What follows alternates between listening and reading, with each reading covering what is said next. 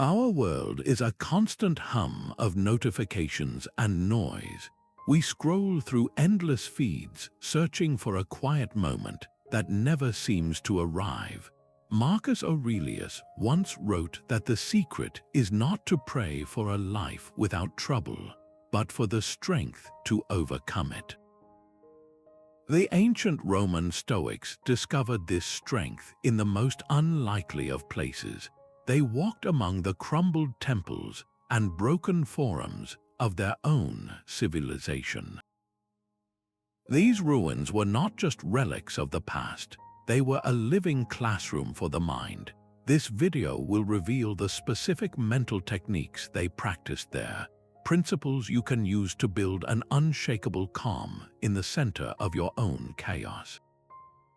How did contemplating decay lead to profound peace? What can broken stones teach us about building a resilient character? By the end, you will have a practical framework for finding tranquility, no matter what is happening around you. Where do you currently go when you need to find a moment of clarity? The crumbling stones beneath their feet whispered a single, inescapable truth: everything ends. For the Stoic, these ruins were a physical embodiment of Memento Mori, the practice of remembering you must die. This was not a dark obsession with death, but a profound tool for clarifying life. By consciously confronting the reality that empires fall and all things decay, they grounded themselves in what truly mattered. It stripped away the trivial worries and social posturing, focusing the mind solely on what was within their control, their own character and actions. Seneca captured this spirit perfectly when he wrote that we are mistaken to see life as short, for we are not given a short life, but we make it so. We waste much of it. The Roman walking through the fallen columns of the Forum was engaging with this reality directly. They saw the grand statues toppled and the inscriptions worn smooth by rain, a direct lesson in impermanence. Contrast that with our modern ritual of scrolling through a feed curated for perpetual newness, where everything feels urgent and nothing feels permanent. We are surrounded by digital monuments to others' highlight reels, yet we are disconnected from the natural cycle of growth and decay that puts our own brief time into its proper perspective. If you truly absorb the fact that your time is limited, not as a distant thought but as a felt reality, what would you immediately stop doing? And more importantly, what would you finally begin? How would your perspective shift if you saw a collapsed building not as a tragedy, but as a lesson already learned? This was the core of the Stoics' second mental exercise, practiced right there among the rubble. They called it Premeditatio Malorum, the premeditation of evils. While walking, a philosopher would actively visualize the grand structures around him not in their former glory, but in their current state of ruin. He was not mourning their loss. He was rehearsing it. He trained his mind to accept in advance that everything external, from his home to his social standing, could be taken away. This deliberate practice of imagining the loss of what we cherish most was not meant to breed pessimism, but to forge a profound immunity to fear. By welcoming the possibility of disaster in his mind, he stripped future real-world disasters of their power to shock and paralyze him. The Stoic teacher Epictetus, who began his life as a slave and understood loss intimately, gave this precise advice. He said that when you are fond of a ceramic cup, remind yourself that it is only ceramic. Then, when it eventually breaks, you will not be disturbed. Apply this to everything you hold dear. The ruin walker was doing exactly this, but on a civilizational scale. He was reminding himself that even marble and empire are fragile, so why should he be surprised when his own personal comforts fade? You can apply this same principle to a modern anxiety.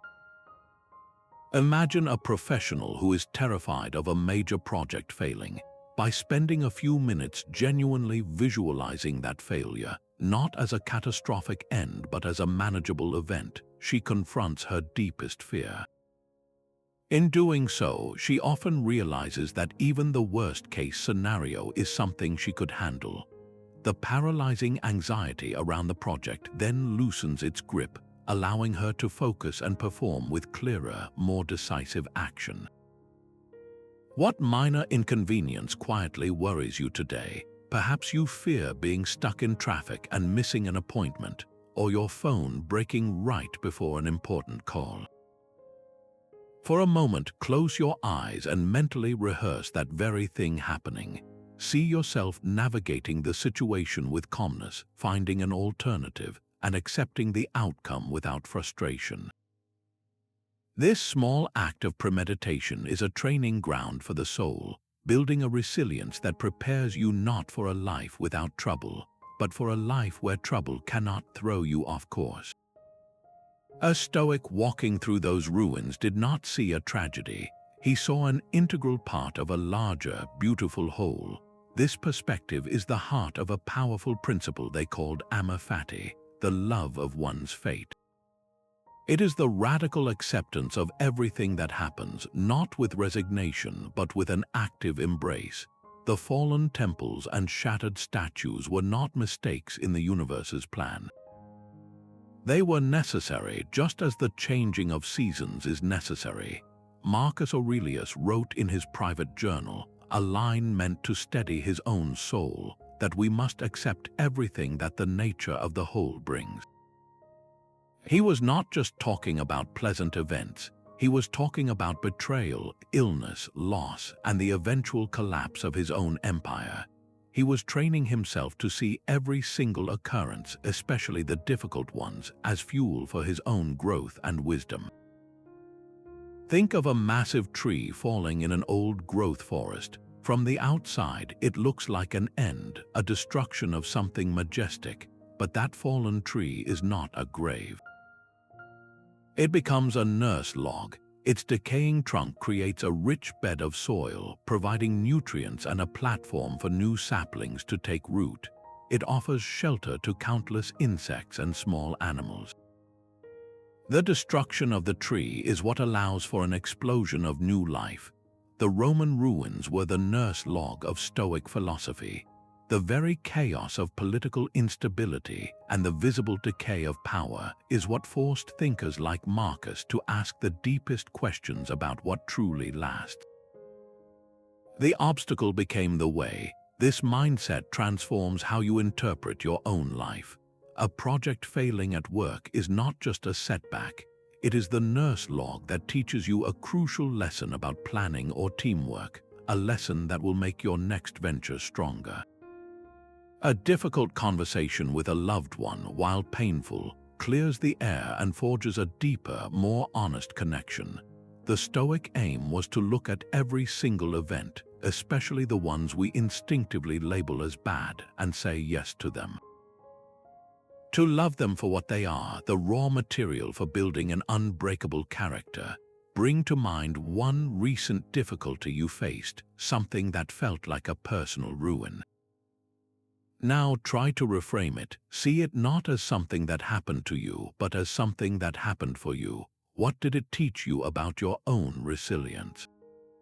What door did it close so that another, better one could open? This shift from victim to active participant in your own fate is where true inner freedom begins. What was the first impression a ruined temple gave to a passerby? Despair over a fallen god, perhaps, or grief for a lost era. Yet the Stoic trained in the discipline of assent saw the same stones and felt neither. He witnessed the initial, distressing impression arise in his mind, and then he paused. This crucial pause is the heart of the practice. It is the moment between seeing the crumbled marble and labeling it a tragedy, a moment where reason can intervene. The discipline of assent teaches that an event itself is neutral. It is our judgment, our immediate and often unconscious addition of meaning, that creates our emotional turmoil. The ruin is not inherently sad. It is just a collection of weathered stones. Our thinking makes it so. Epictetus, whose words have echoed for 2,000 years, laid this out with stunning clarity. He said that men are disturbed not by things but by the views which they take of them. The ruin does not disturb you. Your opinion that the ruin is a terrible thing, that is what disturbs you. This is a radical shift of responsibility from the world to our own minds. A modern entrepreneur walks through the empty office of a business that has failed. The initial impression is one of total defeat, a personal and professional ruin. The untrained mind immediately assents to this impression. It agrees that this is a catastrophe, and a wave of panic and shame follows. But the mind trained in the discipline of assent sees the empty desks and silent phones and pauses. It refuses to immediately label the event. It applies reason. It asks, is this truly a catastrophe, or is it a neutral outcome? It is merely a change of circumstances. From this neutral ground, new possibilities can emerge. The failure becomes data, a lesson in the market, a clearing of the deck for the next, more informed venture.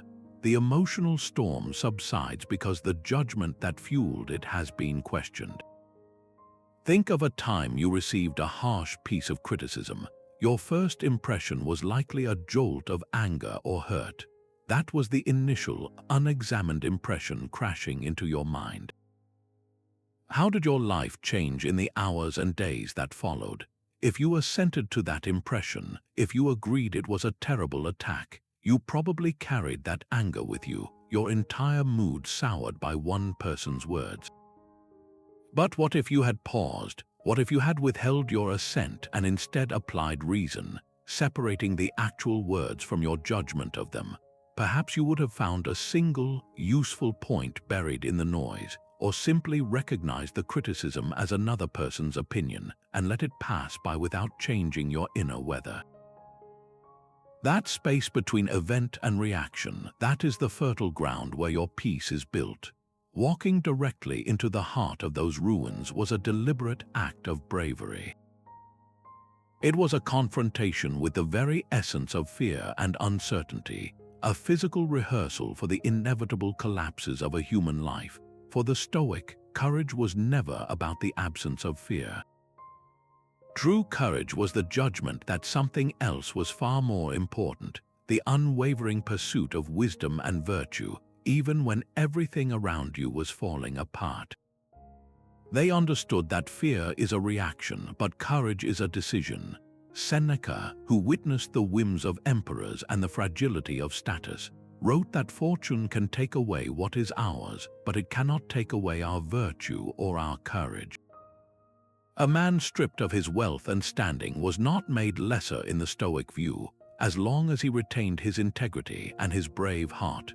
The ruins were a stark reminder that fortune could indeed take away an entire empire, but it could not touch the inner fortress a person built through such deliberate practice. This is the same principle that applies when a person today chooses to step onto a stage to face a deep fear of public speaking. The fear is real, a pounding heart and shaky hands. But the judgment that sharing an important idea or developing one's own character is more important than that temporary discomfort. That is the essence of Stoic courage.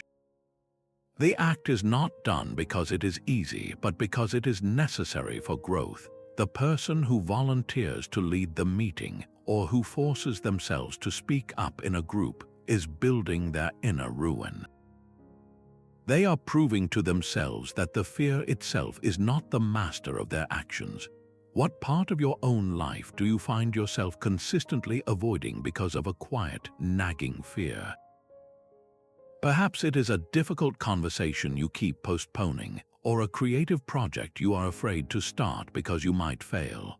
What would it look like to take one small, deliberate step into that space this week? Not a giant leap, but a single, courageous action, like sending that first email or speaking one honest sentence. That small step is you walking among your own personal ruins and discovering that you and your character remain standing long after the fear has passed. The Stoic did not stand apart from the ruins but saw himself as part of the same fabric of nature. This was the practice of Sympatheia, the profound recognition that all things in the universe are woven together in a single, living system. The fallen column and the man contemplating it were both subject to the same laws of growth, decay, and transformation. Change in one part of this cosmic web was not a disruption. It was a necessary and beautiful adjustment for the health of the whole. Marcus Aurelius reflected on this very idea, urging himself to remember that all things are intertwined with one another. A sacred bond exists between them. He saw the universe not as a collection of separate objects, but as a single city, a shared community of all that exists. The ruins were not an error in this system. They were a vital part of its endless cycle, just as a decaying leaf in a forest is not a tragedy. That leaf falls, it breaks down, and it becomes the rich humus that nourishes the roots of the next generation of trees. The leaf's end is a prerequisite for new life. In the same way, the fallen Roman Empire, with all its chaos and loss, created the fertile ground from which new ideas, new forms of government, and new philosophies could eventually grow. Your own life is part of this same cosmic pattern. The personal challenges you face, the quiet struggles that feel so isolating, are not unique to you. They are part of the universal human experience of growth through difficulty. Every person who has ever lived has navigated loss, fear, and uncertainty. Your struggle is a single leaf on the vast tree of humanity. When you feel alone in your hardship, can you see it not as a private failure, but as your necessary part in the great, turning wheel of nature? This perspective does not erase the pain, but it can transform your sense of isolation into a feeling of profound connection to everyone and everything. Staring at the weathered stones, the Stoic was not lost in nostalgia for the empire that was. Instead, these remnants of a finished past anchored him completely in the living present. The ruins served as a powerful, physical reminder that the past is a closed book, its pages filled with glories we cannot reclaim and failures we cannot undo. To linger there, whether in longing or regret, is to squander the only moment we truly possess, the now. The crumbling archway was a lesson in letting go of what is already gone. Seneca saw this human tendency with piercing clarity. He wrote that we are often more wounded by our own thoughts than by reality itself. We exhaust ourselves by replaying past grievances or pre-living future anxieties, suffering most in the theater of our own mind. The person walking mindfully through the ruins, fully absorbing the texture of the stone and the play of light, embodies the Stoic alternative. Contrast this with a tourist who rushes from site to site, their mind consumed by the checklist of the next destination. They may capture 100 photos, but they miss the entire experience. Their body is in the ancient forum, but their mind is already at the next museum, trapped in a future that does not yet exist. They are collecting memories without ever having been truly present to create one. You can practice this re-anchoring right now without visiting a single ruin. For just the next minute, let your awareness settle entirely on your immediate senses. Notice the weight of your body in your chair. Feel the temperature of the air on your skin. Listen to the most distant sound you can detect. Do not fight the thoughts of past or future that will inevitably arise. Simply acknowledge them like passing clouds and gently return your focus to the physical reality of this single quiet moment. This simple exercise is a direct line to the Stoic peace found not in what was or what might be, but in what simply is. The broken marble column lies exactly where it fell, a fact the Stoic walker could not change. This stark reality framed their most vital lesson, the dichotomy of control. The collapse of the empire, the weathering of the stone, the opinions of others. these were all classed as externals entirely outside his command. His true power resided solely in his judgments, his choices, and his voluntary actions. The opening line of Epictetus's handbook lays this foundation with unshakable clarity. Some things are up to us, he writes, and some things are not up to us. Our opinions, impulses, desires, and aversions are within our power. Our bodies, our property, our reputations, and our public offices are not. The ruin was the ultimate symbol of everything in the second category. He could not rebuild the temple with his thoughts. He could not reverse time to restore the empire. To spend his mental energy railing against these unchangeable facts would be as futile as shouting at the rain. His project was instead to build an inner citadel so strong that no external event, not even the end of his world, could force its gates. Think of a major project at work falling apart despite your best efforts. The final outcome, whether it succeeds or fails in the eyes of your boss or the market, is an external. It is the crumbled column, your diligent preparation, your ethical conduct during the process, and your reasoned response to the outcome. These are your internals. They are the unshakable virtues you carry with you, no matter what happens to the project. Your power begins and ends at the border of your own mind. Take a quiet moment to bring to mind 3 things that are quietly worrying you right now. Perhaps it is a concern about your health, anxiety over a looming deadline, or tension in a personal relationship. Now hold each one up to the light of this simple question. Is this thing entirely within my control? You may find that your health is influenced by your choices, but the final diagnosis is not yours to command. The deadline is an external pressure, but your focus and effort leading up to it are yours to own. The other person's feelings and reactions belong to them, but your honesty and compassion in the conversation are your domain. This act of sorting is not meant to make you passive. It is designed to focus your energy with laser precision on the only arena where you can truly make a difference, the space between your own 2 ears. These broken stones were the Stoics' ultimate classroom, a place where the curriculum was written not on parchment but in the silent language of decay. Here they practiced the virtue of wisdom, which for them was not an abstract intellectual pursuit, but a deeply practical understanding of reality itself. Wisdom meant learning to correctly distinguish what is truly good, what is truly bad, and what is ultimately indifferent. The ruins delivered this lesson with undeniable force. The towering marble columns and gilded statues were the ancient world's equivalent of wealth, fame, and power, and here they lay shattered and overgrown. The Stoics saw this and understood. These externals are indifferent. They are not inherently good because they can be taken away and corrupted. The only true good is the quality of your own character, your virtue, which exists entirely within you and can never be ruined by any outside force.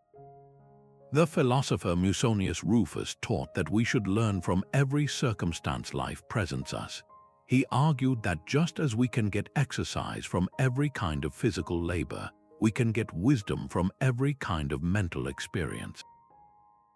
The walk among the ruins was this exercise in its purest form, training the mind to see through the illusion of external permanence and value.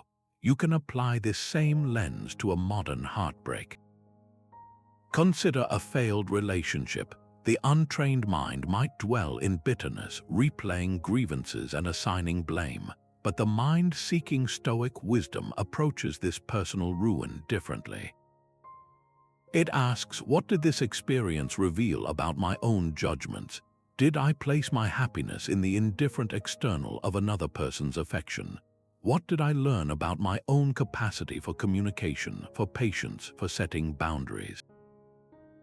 The goal is not to erase the pain, but to extract from it the timeless lesson about what you can and cannot control. The fallen column teaches acceptance of what is gone. The failed relationship, viewed with wisdom, teaches you how to build your next connection on a firmer foundation of self-awareness and virtue. So think of a recent collapse in your own life, a project that failed or a plan that fell apart.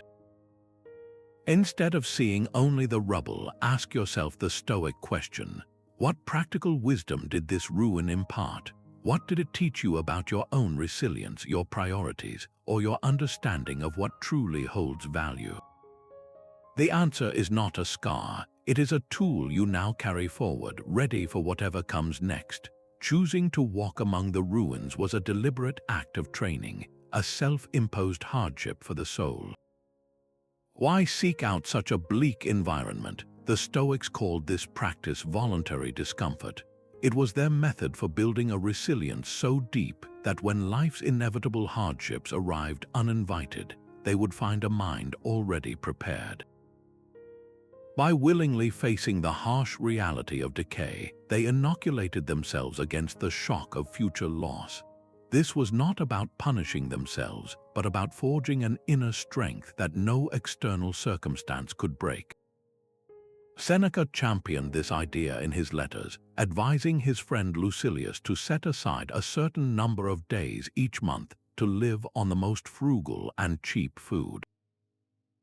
He should also wear rough clothing and ask himself, is this what I used to dread? The goal was to build a fortress within, so that even if poverty came, it would find you already familiar with its conditions and thus unafraid. The modern equivalent is not about seeking ruin, but about intentionally stepping away from constant comfort. It is the person who chooses a cold shower in the morning, not because they enjoy the shock, but to prove to themselves that a minor physical discomfort is manageable. It is the deliberate digital detox where you leave your phone at home for an afternoon, training your mind to tolerate the initial anxiety of being disconnected. Each small, voluntary act of discomfort is like a single rep for your resilience muscle. When your boss delivers unexpected criticism, or your car breaks down on a rainy day, you are not derailed. You have already practiced navigating a version of that distress. Your peace is not shattered because you have built it to withstand tremors. What one small voluntary discomfort could you introduce into your own life this week? Perhaps it is walking in the rain without complaint, fasting from social media for a full day, or taking on a difficult chore you have been avoiding. The act itself is less important than the conscious choice behind it. In that choice, you are not just enduring a minor hardship. You are walking among your own modern ruins and discovering that you are stronger than any temporary discomfort. Everything the Stoics saw in the ruins whispered a single, undeniable truth: nothing lasts. This was not a gloomy observation, but a clear-eyed recognition of a universal law the Greeks called anika, the principle of impermanence. Every structure, from the grandest temple to the simplest home, was in a continuous, slow-motion state of change, moving from order to disorder. To fight this fundamental nature of reality is to fight the tide itself. The profound peace the Stoics found came from surrendering to this current, not from struggling against it. By fully accepting that all externals are on loan from the universe, their attachment to fleeting things loosened. Their focus could then shift from what was temporary and outside their control to what felt eternal and entirely within it, the cultivation of their own virtue and reason. Marcus Aurelius captured the relentless flow of this truth in his private writings. He wrote, "Remember that all is opinion, and all that happens happens in such a way that you are by nature fitted to bear it. And the whole universe as it exists is a river of becoming, a stream of change, and one life's course is but a single moment." He saw his own life, his own empire, as just a brief eddy in this endless river, a perspective that made the day's petty anxieties seem insignificant. We live in a world that mirrors this ancient truth, though we often fail to see it. Our technology becomes obsolete within a year. Yesterday's viral trend is forgotten today, and the social media post we fret over will be buried in a feed by tomorrow afternoon. Clinging to these things is as futile as a Roman senator trying to stop his marble statue from ever weathering. The peace comes from engaging with the modern world while holding it all lightly, understanding its inherent temporary nature. Look at something you cherish in your own home, a piece of jewelry, a book, a device. For a moment, see it not as a permanent possession, but as a temporary guest in your life. It will eventually break, get lost, or be passed on to someone else.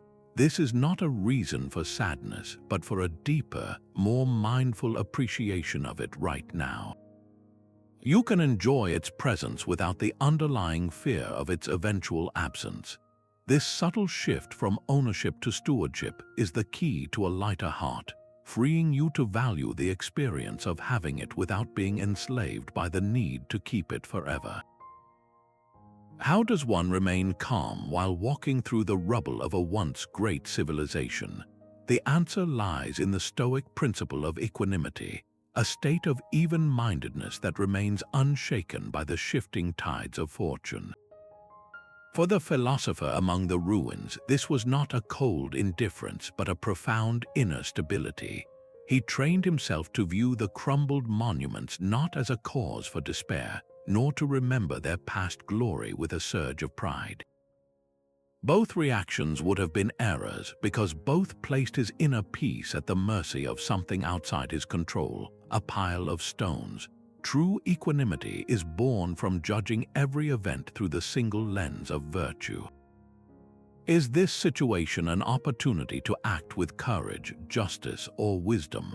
That is the only question that matters. Your emotional reaction to the event itself is irrelevant. Epictetus described the philosopher's school as a hospital for the soul. You do not arrive at a hospital feeling well, he would say. You arrive sick, and your job is to leave in a better state. The sickness he referred to is our unchecked passions, our turbulent emotions that flare up at every loss and every gain. The walk among the ruins was a form of therapy, a place to heal the soul's tendency to be tossed about by externals. Think of an emergency room doctor in the middle of a crisis. The patient is in critical condition, alarms are sounding, and the situation is objectively chaotic.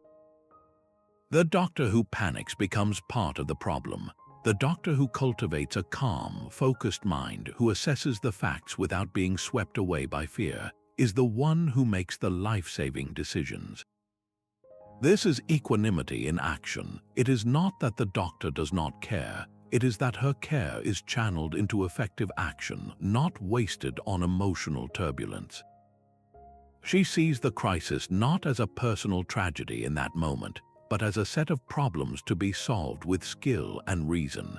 Bring to mind a recent event that triggered a strong emotional response in you. Perhaps it was a frustrating traffic jam, a critical comment from a colleague, or a last-minute cancellation of plans. Your initial reaction was likely a surge of anger, hurt, or anxiety. Now replay that same event in your mind, but this time, imagine yourself approaching it with stoic equanimity. You witness the trigger, but you pause before you judge it as good or bad. You ask instead, what does virtue require here? Perhaps it requires the patience to sit in traffic without internal rage. It might call for the humility to consider a critic's point without defensiveness. It could demand the flexibility to adapt to changed plans with grace. In that shift, the external event loses its power to dictate your inner state. The chaos remains outside, but your peace remains within, untouched. The scattered stones of the Forum were a stark testament to what happens when a society abandons its core virtues. For the Stoic philosopher, these ruins were not merely evidence of military defeat or economic collapse. They were the ultimate consequence of a culture that had lost its way, trading justice for power and duty for self-interest. This visible decay fueled their profound commitment to justice, which they saw not as an abstract ideal, but as the very source of our social duty. It was the virtue that bound them to their fellow human beings, compelling them to act with integrity in their specific roles, whether as emperor, senator, or citizen. Marcus Aurelius, who bore the immense weight of ruling a vast and often corrupt empire, constantly returned to this principle in his private meditations. He wrote that what is not good for the hive is not good for the bee. He understood his own well-being was inextricably linked to the health of the whole community. His duty was to serve that hive, not to plunder it for personal gain. The ruins he walked past were his daily reminder of the cost of failure. You can see this same dynamic play out in a modern context. Consider a citizen walking through a neglected part of their own city, seeing the effects of systemic inequality in underfunded schools and crumbling infrastructure. The Stoic response is not to shrug and say this is beyond my control. Instead, it is to recognize a duty to the human hive. This might not mean running for political office, but it could manifest as mentoring a young person, volunteering at a local food bank, or simply choosing to shop at a struggling local business. Justice, in the Stoic sense, is the conscious decision to fulfill your role within your community with fairness and compassion. It is the understanding that your own peace is tied to the peace of the society you help build. What one small, deliberate act of justice or kindness can you perform in your own community this week? It could be as simple as listening deeply to a colleague who feels overlooked, or speaking up when you witness an unfairness, however minor it may seem. This is not about changing the world in a single gesture, but about reinforcing the integrity of your own character, and in doing so, strengthening the invisible bonds that hold our shared world together. It is stone and mortar weathered by time.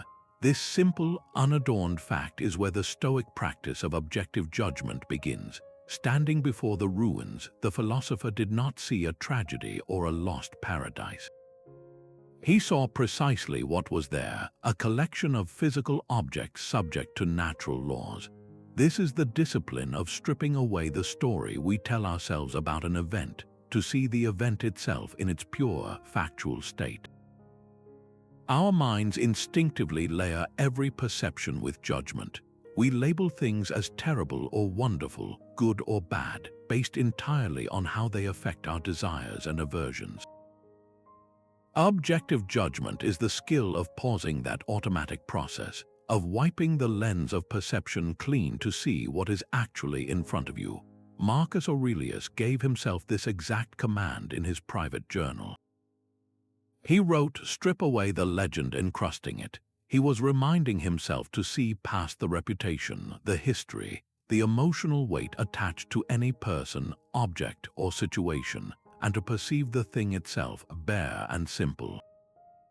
The ruin is not a symbol of failure, it is a pile of rocks. Your emotional reaction to it is a separate event, a story you are adding on top of the raw data.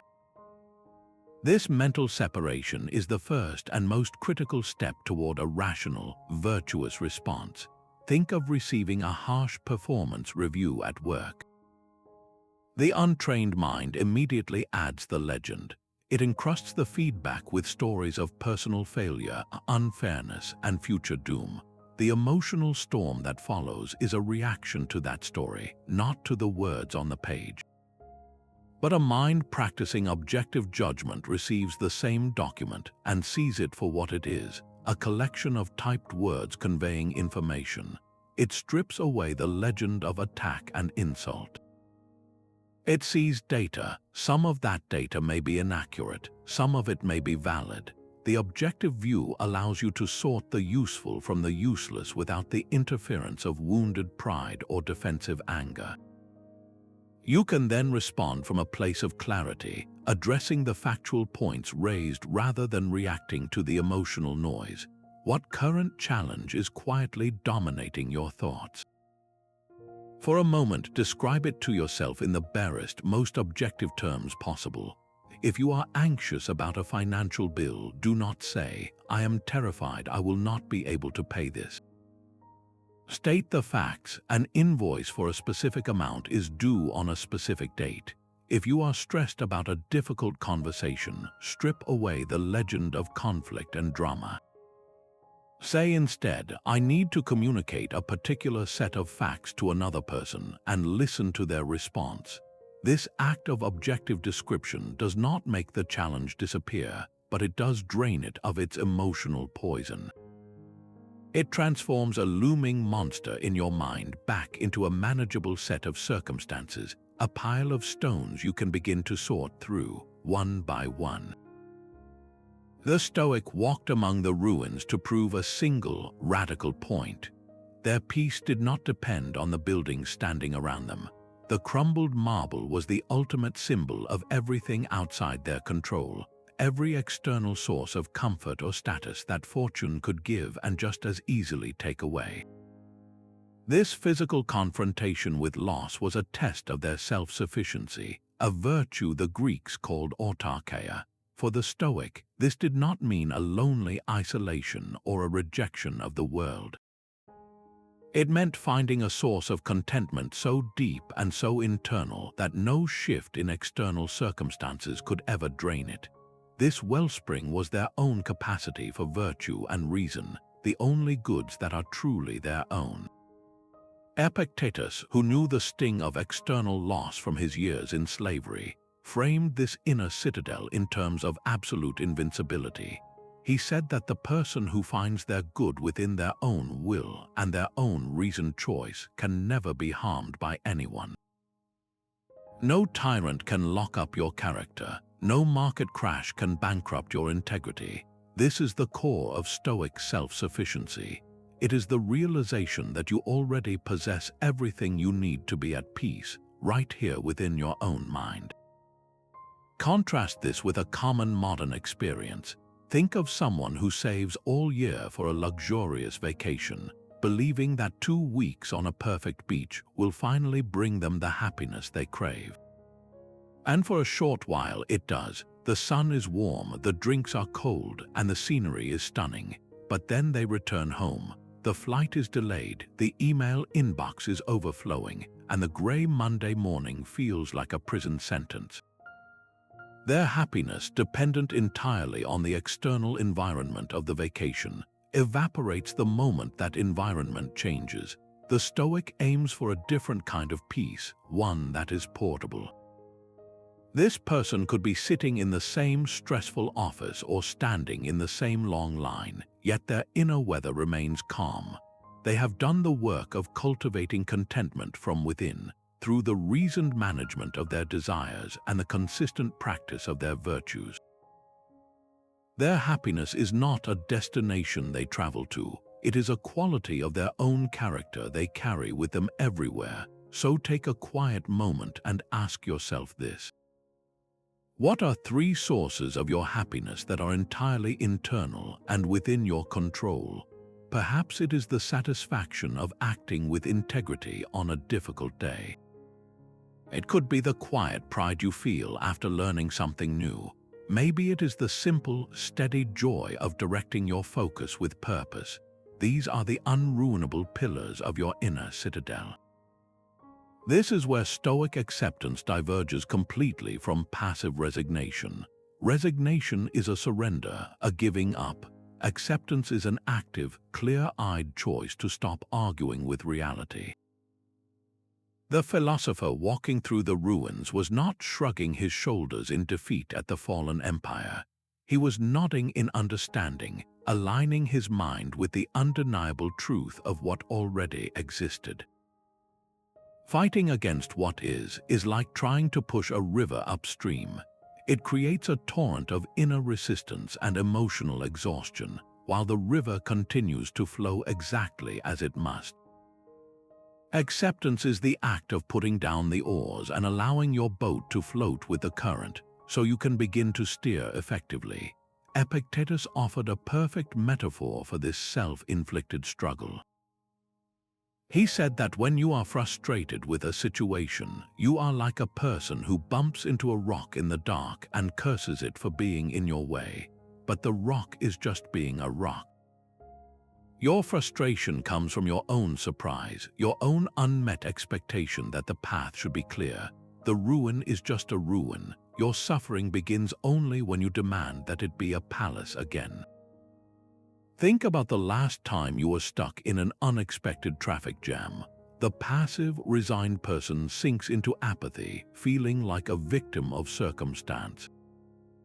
The person raging against reality honks the horn, clenches the steering wheel, and feeds their own anger, arriving at their destination emotionally drained.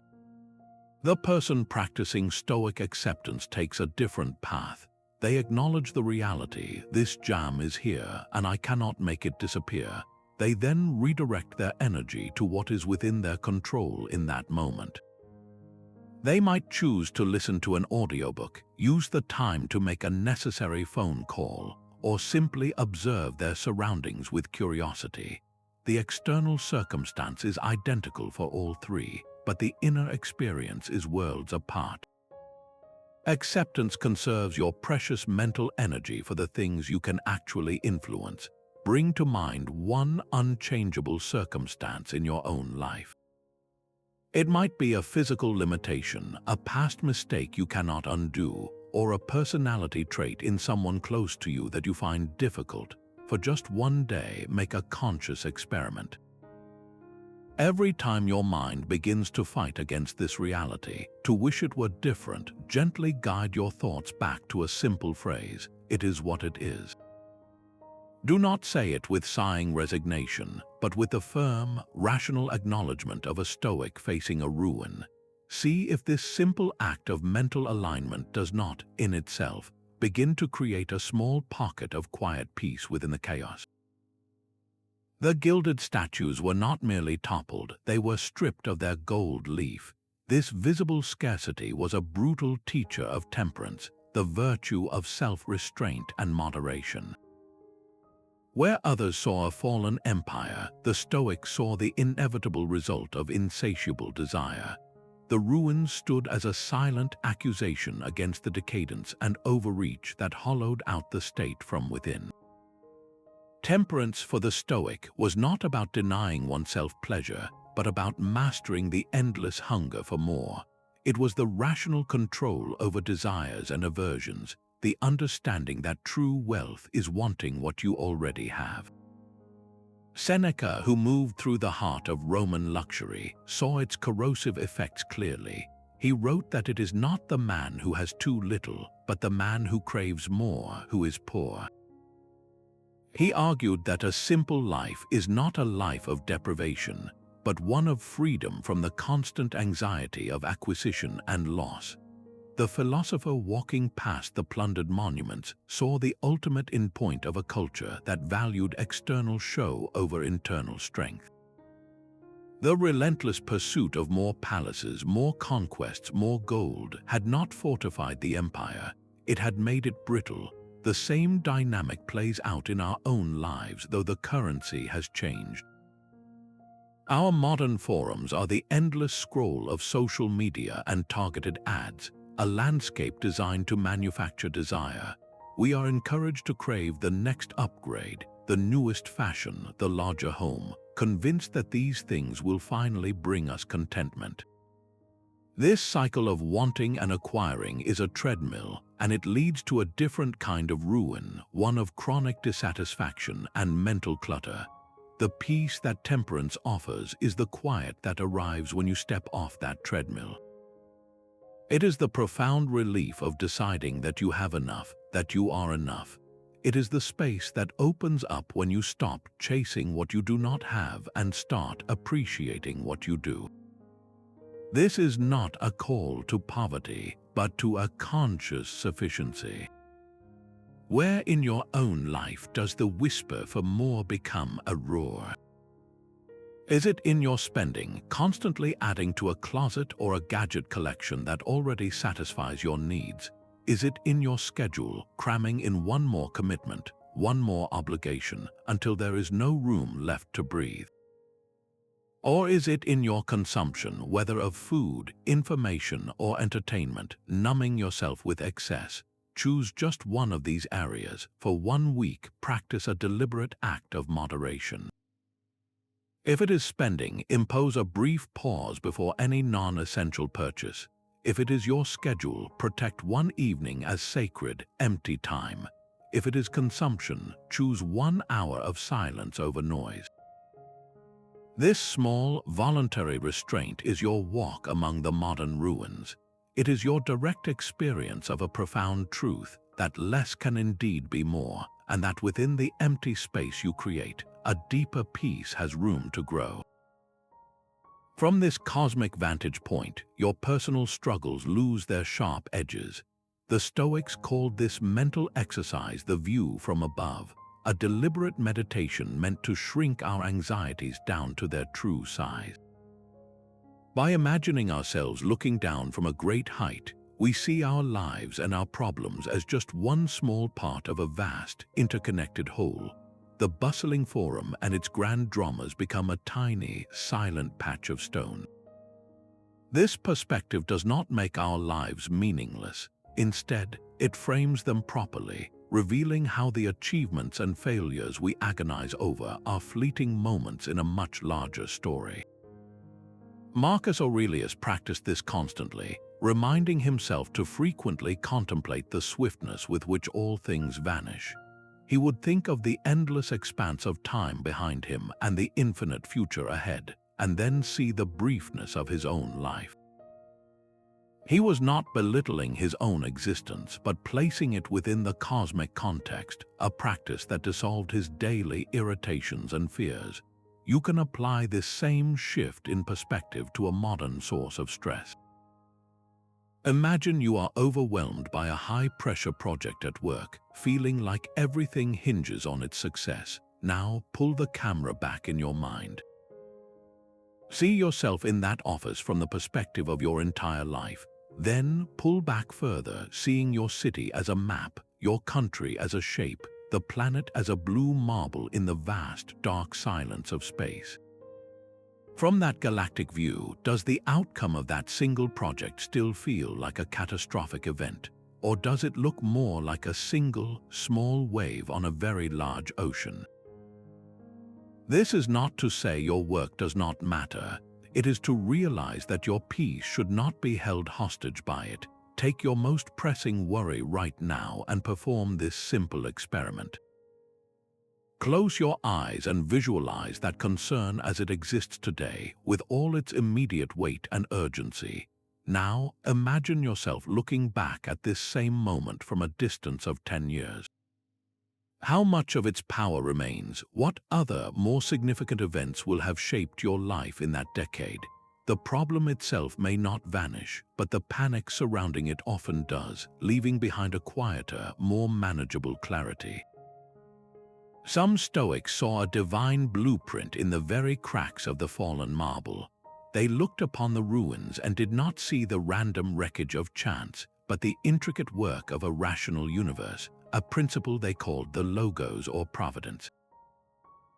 This was the profound belief that everything, from the grandest empires fall to the smallest inconvenience in your day, happens for a reason that ultimately serves the good of the whole. It is the universe rearranging itself with a wisdom far beyond our limited, momentary perspective. The Stoic philosopher Cleans captured this trusting surrender in his hymn to Zeus, writing that no human deed is done without you, God, except the deeds of evil men in their foolishness. He saw even the actions of wrongdoers as being woven into a larger, benevolent pattern. Marcus Aurelius, steering an empire through plague and war, constantly returned to this trust in nature's plan. He counseled himself to accept everything which happens, even if it seems troublesome, because it leads to the health of the universe. The ruin was not a mistake. It was a necessary line in a cosmic story whose full beauty we are too small to perceive. You can find this same pattern in the arc of a modern career. Imagine someone who is unexpectedly laid off from a job they have held for years. In the moment, it feels like a personal and professional ruin, a collapse of security and identity. The immediate impression is one of chaos and failure.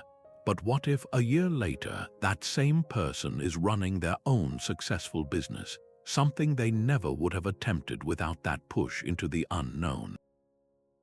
Or perhaps they find a new role that aligns perfectly with their deepest values, offering a sense of purpose the old job never could.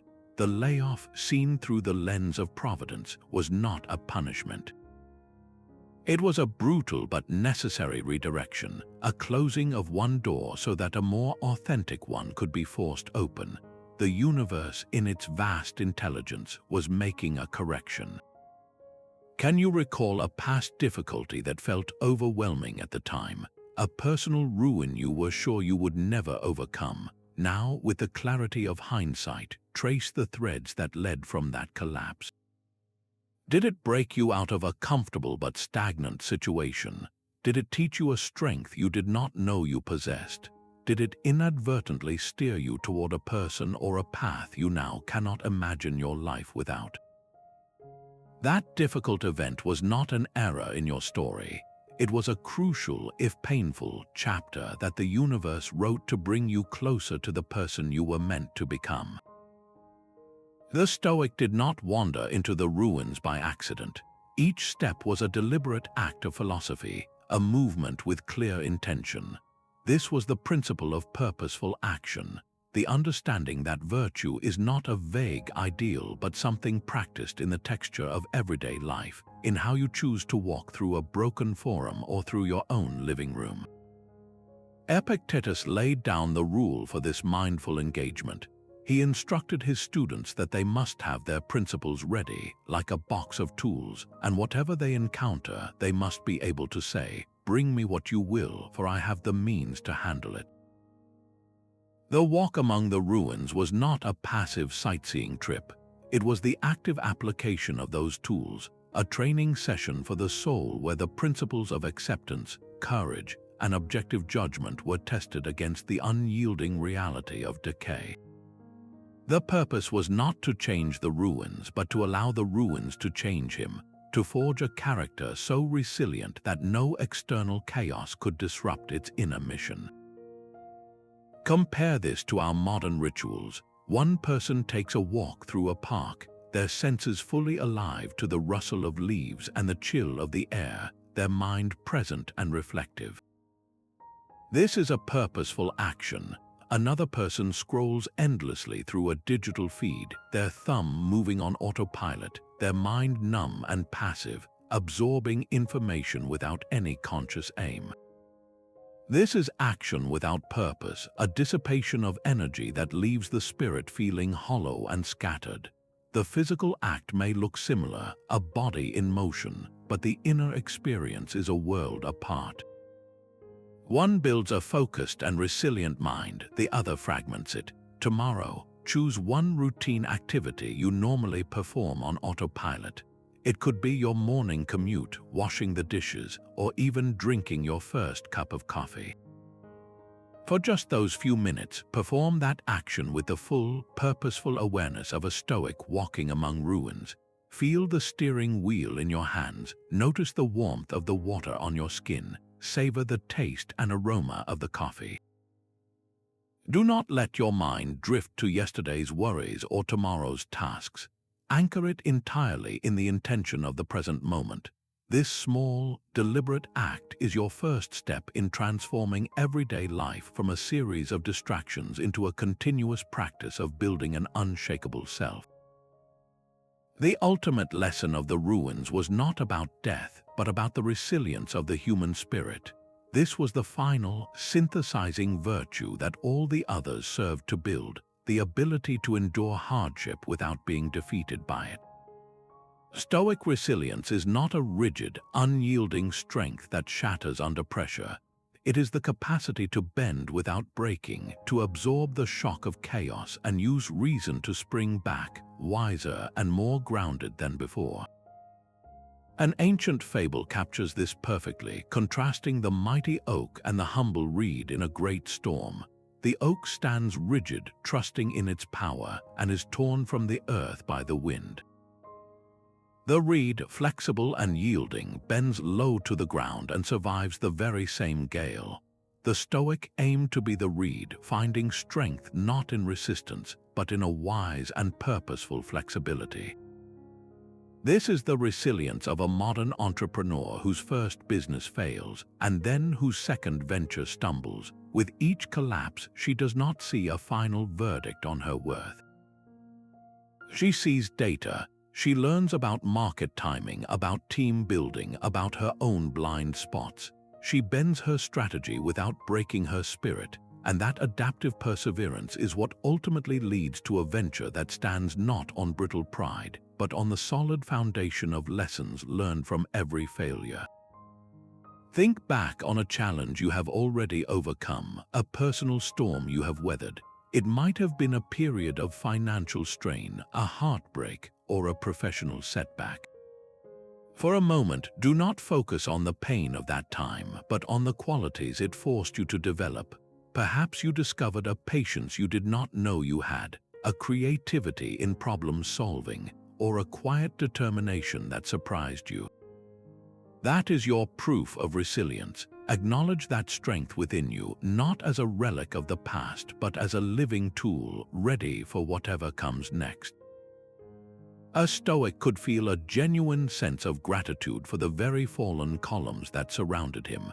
This is not an obvious reaction, but it lies at the heart of transforming chaos into a classroom.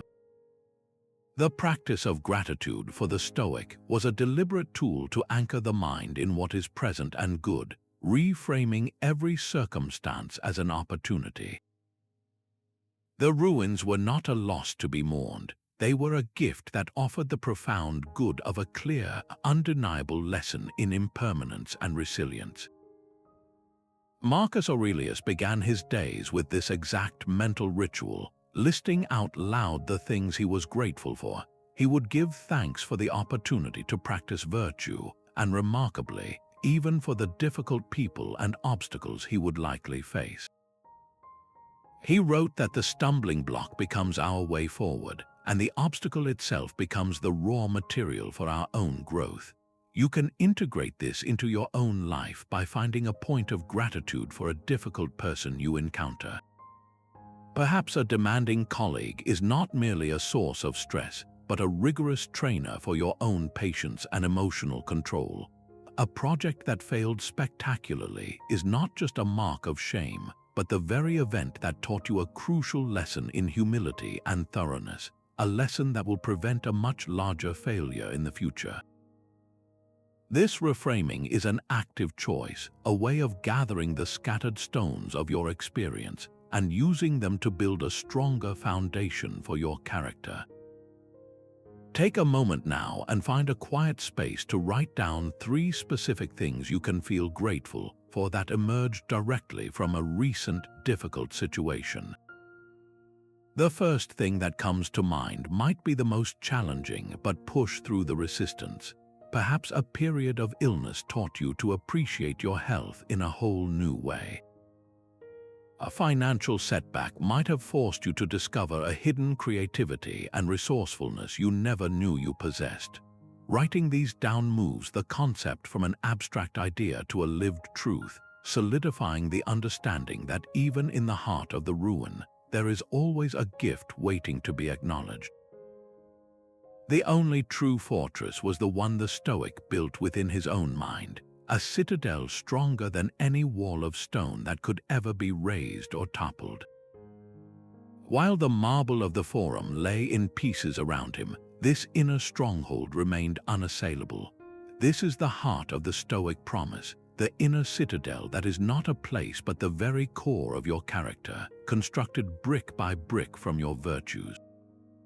Your integrity, your courage, your wisdom, these are the materials from which it is built, and no external event, no market crash, no betrayal, no personal loss can ever corrupt its foundations.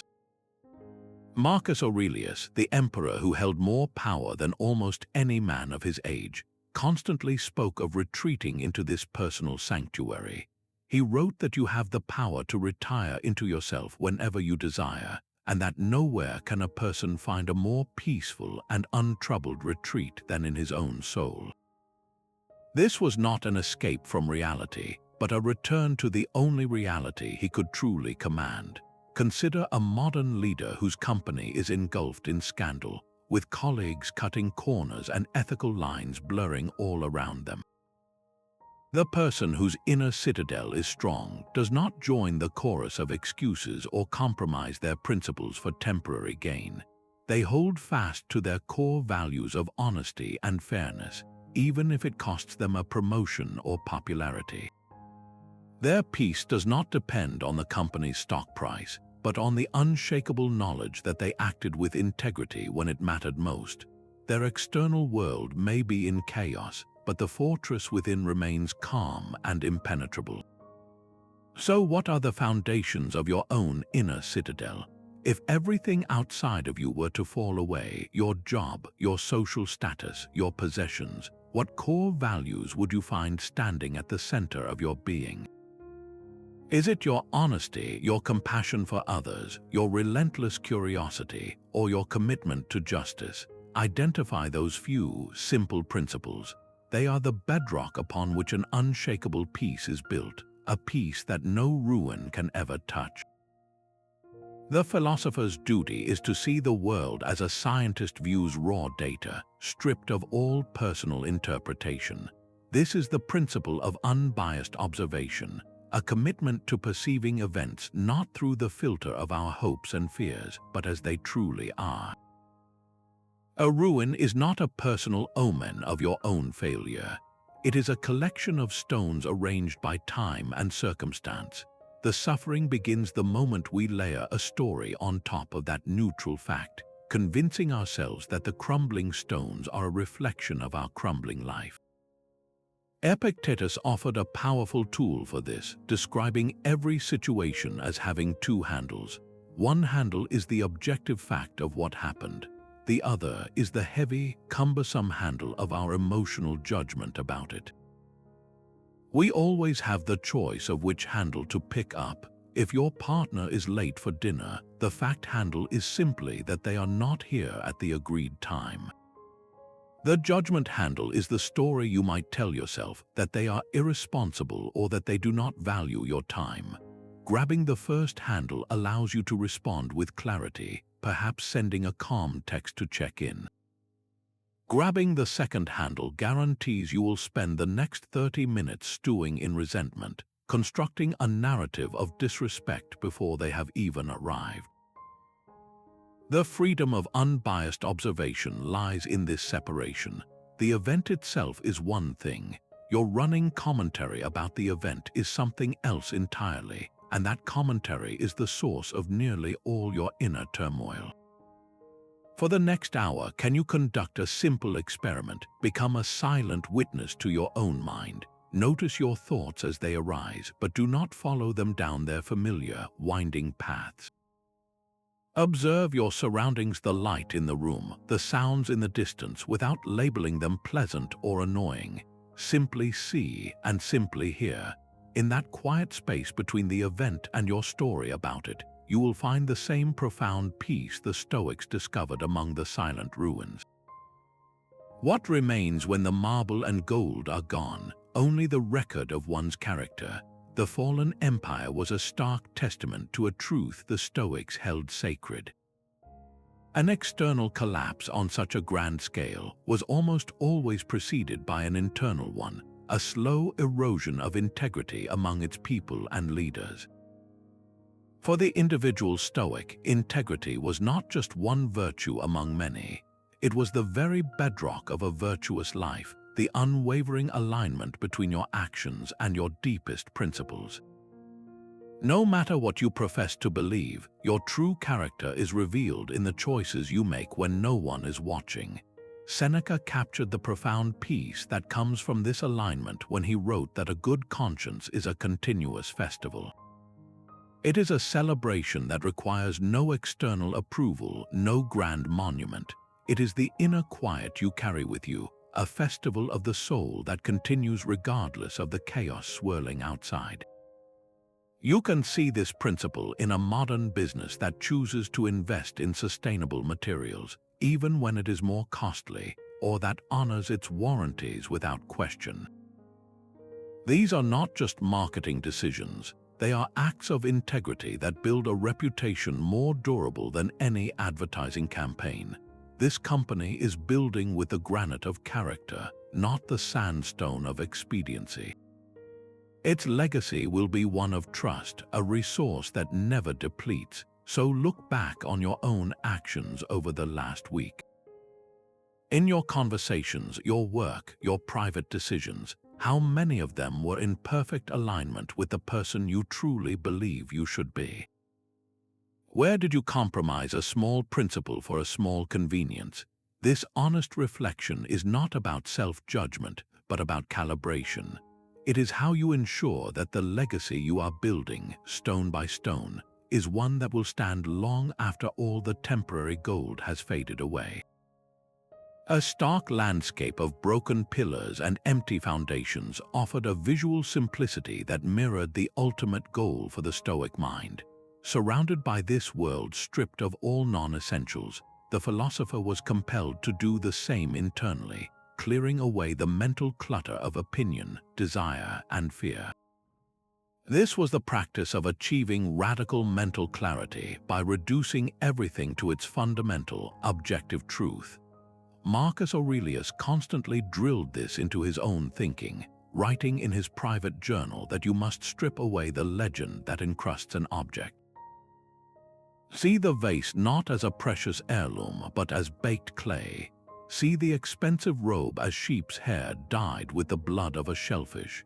He was training himself to perceive the world without the layered stories of value and emotion we automatically add, cutting directly to the simple, unadorned fact. This mental decluttering creates a profound sense of peace, much like the difference between walking into a minimalist room with clean lines and open space, and the anxious overwhelm of a room packed with unsorted belongings, each one demanding a sliver of your attention. The cluttered space scatters your focus while the simplified one allows it to settle and rest. Your own mind operates the same way. Think of one persistent worry that has been circling in your thoughts. Now perform this Stoic exercise of reduction. Strip away the legend you have built around it. If your worry is about a presentation at work, reduce it from a terrifying test of your entire worth to its bare facts. You have a set of information to communicate to a group of people for a specific amount of time. If your anxiety is about a relationship, set aside the stories of blame and future catastrophe. See it as two people who need to have a conversation to align their understandings.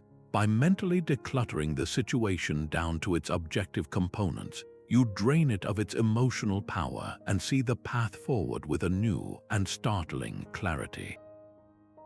The Stoics walked among ruins to practice the most difficult art, the art of letting go. Every crumbled pillar was a lesson in non-attachment, a physical reminder that anxiety is born from our tight grip on things we cannot truly hold. We clutch at our possessions, our reputations, and even our own lives, terrified of the natural order that will eventually ask for them all back.